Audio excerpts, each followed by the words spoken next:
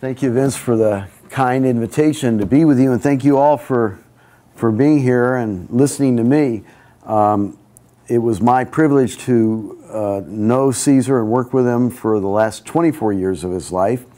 During most of that time, I was his press secretary, speechwriter, and personal aide. In those days, we didn't have big staff, so we had to do a lot. And you know, the video you just saw, I think, is very well done. But if I took exception with anything, it would be that not only was Cesar's spirituality and religiosity underreported and under-acknowledged today, but it was a hallmark of his success with the American people. There was a 1975 Lewis Harris National Opinion Poll that showed that 17 million Americans were boycotting grapes in support of Cesar and the UFW. I don't think they would have done that if he had been just any labor leader. I don't think they would have done that for George Meany or for the building trades. And so I want to get into that. You know, one thing I would like to get into, perhaps in the Q&A afterwards, you know, Cesar's spirituality really transcended Catholicism, although he was a devout Catholic, but he was also a student of Eastern religion, Buddhism and Hinduism. He maintained decades-long relationships with religious institutions that transcended the Catholic Church, too. When the professor alluded to a story that I remember in 1975, during Cesar's last, or biggest and longest march of 1,000 miles up and down the state of California, there was a reporter for one of the national news magazines that accompanied us for several days. And she saw Cesar at rallies and marches with farm workers who would come up to him and ask him to autograph their t-shirts and hats and leaflets and anything else they could think of. And the fathers would, in those days we had these little Instamatic cameras before digital, and they would use them to take pictures of Cesar with their children. And after seeing this phenomenon for several days, the reporter in an interview asked Cesar, well, what accounts for all the affection and respect that farm workers show you in public? And Cesar paused and smiled his easy smile, and he just said, the feeling is mutual. I want to start by taking a look at Cesar's strategies and tactics from an historical perspective. And when you do that, there are 4 innovations that stand out, and they all speak also to his spirituality. The first was nonviolence. Cesar was a devout Catholic. He was a student of Eastern religion, including Zen Buddhism. He was convinced that human life is a very precious thing, that it's a gift from God, and that no one has the right to take it for any reason or for any cause, no matter how just it might be. He once wrote that if to build our union required the deliberate taking of life, either the life of a grower or his child, or the life of a farm worker or his child, then I choose not to see the union built. But those weren't just words for him. He called off a second grape strike in 1973 when 2 strikers were murdered. He called off a boycott in 1979 after a lettuce striker was killed, shot to death. Both instances were to the dismay of those who hold to the romantic notion that movements need martyrs in order to succeed. Cesar never gave up the fight, but he refused to risk people's lives when there were alternatives. Also, you have to remember the times. This was at the height of the Vietnam War in the late 60s, early 70s. The ghettos were often ablaze with civil disorder. Cesar believed the American people yearned for an alternative to violence, and that they would respond to the poorest of the poor who were struggling nonviolently in a just cause. The second innovation, and by the way, all these innovations, they had both a spiritual, a philosophical, and a practical aspect. In the case of nonviolence, the philosophical aspect was Cesar's reverence for human life. The practical aspect was he believed that people would respond, that people were hungry for nonviolent alternatives. The second innovation was the boycott. No one had applied a boycott to a major labor dispute before. Some national labor leaders scoffed at the idea of boycotting a product. Nearly a shelf of Cesar's library, he has maybe 4,000 volumes on bookshelves that cover 3 walls of his office. One of those shelves holds the complete writings of Mahatma Gandhi in dog-eared paperbacks. Cesar read them all, including the account of Gandhi's salt boycott in 1930. Cesar carefully followed Dr. King's career, beginning in 1954 with the Montgomery bus boycott. From the beginning of the Delano strike in 1965, Cesar was convinced that you could not win a field strike by itself.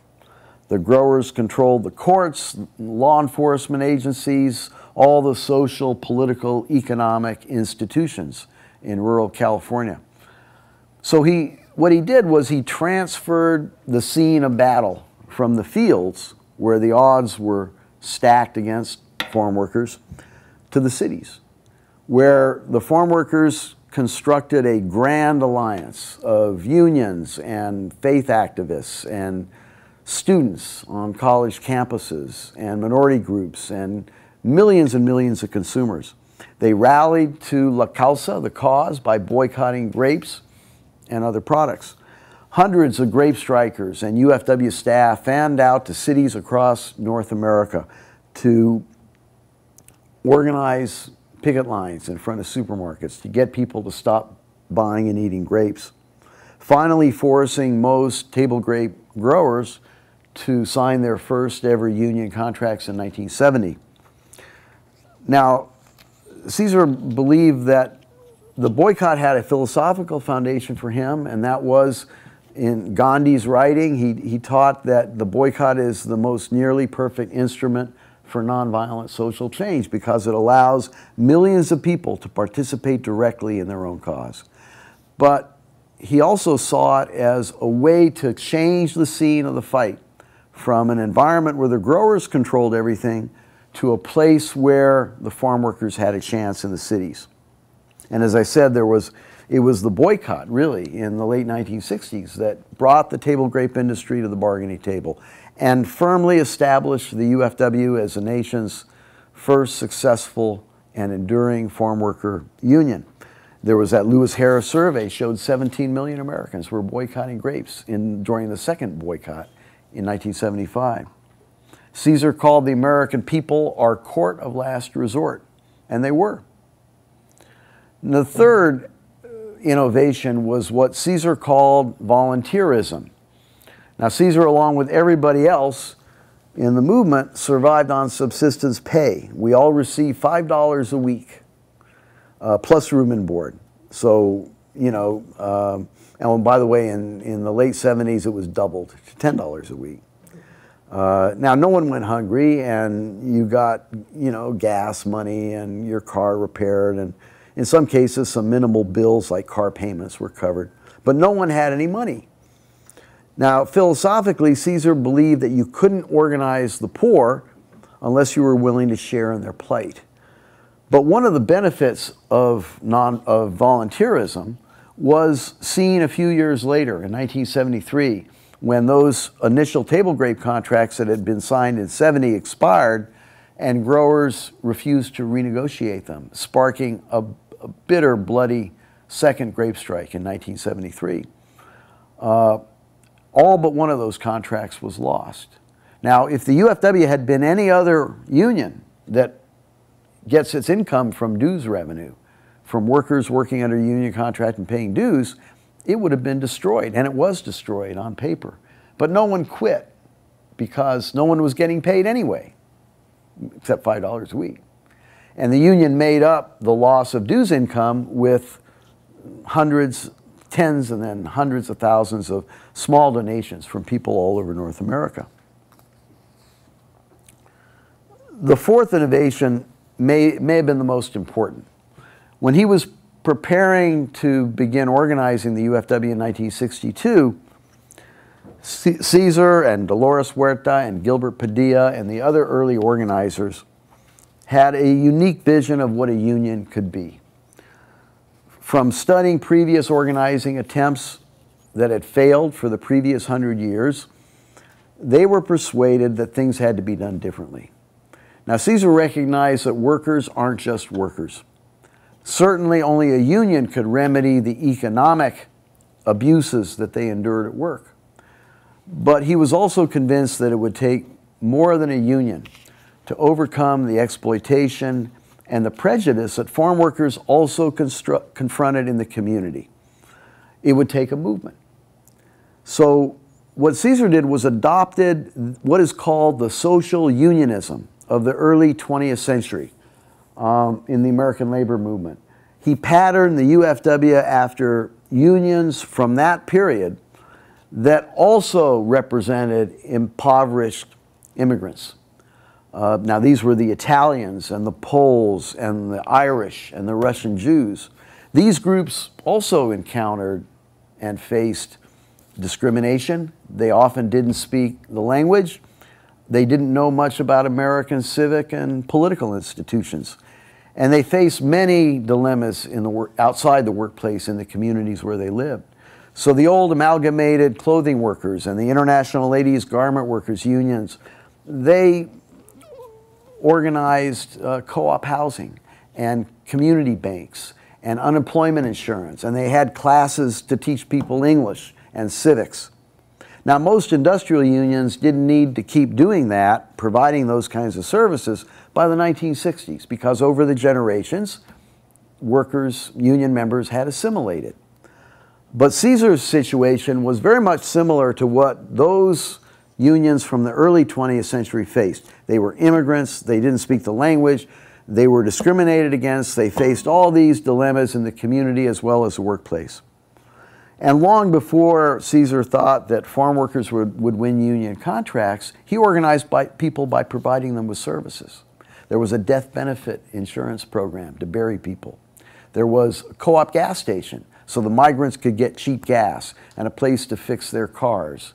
There was a credit union to loan people money to carry them through the tough winter months when there's very little work. There was service centers to help people with a myriad of problems that they face. Cesar was always a proud member of what he called the House of Labor, the American labor movement.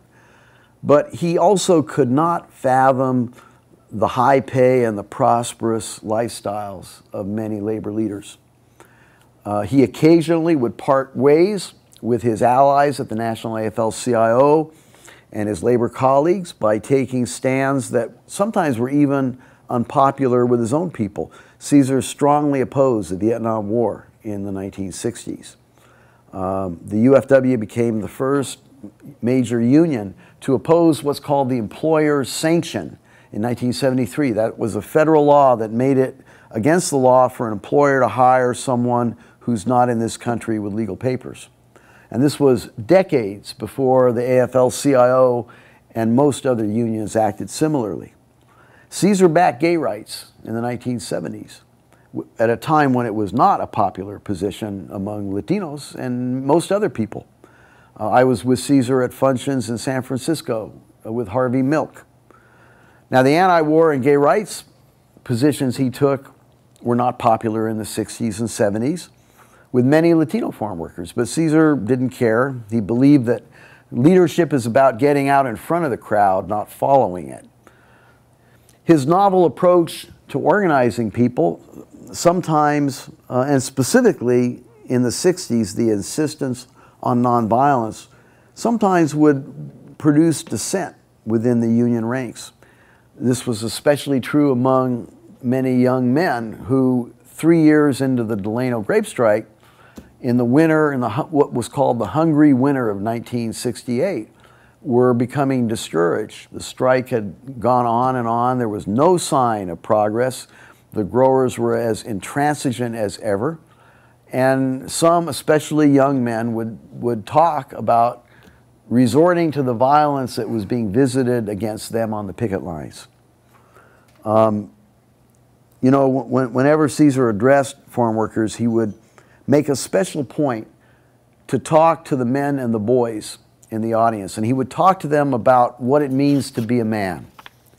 And he would say that being a man isn't going out on Saturday night with your buddies, getting drunk and coming home and pushing your wife around or pushing your kids around. He said, being a man is standing up to the foreman and the supervisor. It's signing a union card. It's being active in the union. It's making a better life for your family. That's what being a man is about. And that was the subject of his first long public fast of 25 days in 1968 to rededicate the movement to nonviolence. Some union staff and union members left the union then in disagreement with Cesar over nonviolence. Most people's hearts were changed by the fast.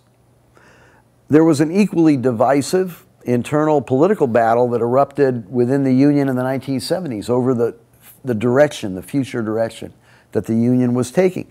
There were legitimate differences of opinion. There were those who argued that the UFW should become a traditional business union, a union primarily concerned about wages, hours, and working conditions. In other words, getting more money and benefits for your members, and very little else. Now, of course, Cesar knew that the union had to make economic progress in order to survive. And 80% of his time, and I was with him, you know, night and day for many years, 80% of his time was spent on organizing and negotiating and political campaigns to preserve legislative victories and creating the infrastructure within the union to conduct collective bargaining. But he also envisioned the UFW as leading a universal movement to take on problems confronting workers and a larger developing community of Latino working people in the communities where they lived, and also other poor people. As with the fight over nonviolence in the 60s, Cesar's vision prevailed then too, although critics still condemn him for it. I think most Americans would probably take Cesar's side today. As I said, I think if the UFW had been a conventional business union in 1973 and in 1975, that 17 million Americans would not have been boycotting grapes. Cesar, as was mentioned in the video, lived and worked in a community at 2,700 feet, 187 acres, in the Tehachapi mountain town of Keene that we called La Paz. And it was there, about 250 people were living there at any one time. And Cesar was able to build a community at La Paz where he could live out his principles of nonviolence and self-sacrifice, of community. Cesar, you know, I remember him many times railing against what he saw as the narrowness and selfishness of materialism and individualism. And he had a vision of a union that was really a community of people. So with that, let me stop because I'd rather take your all questions. I would like to get into, though, too, if you're interested, Caesar's religiosity that transcended Roman Catholicism, too. But please.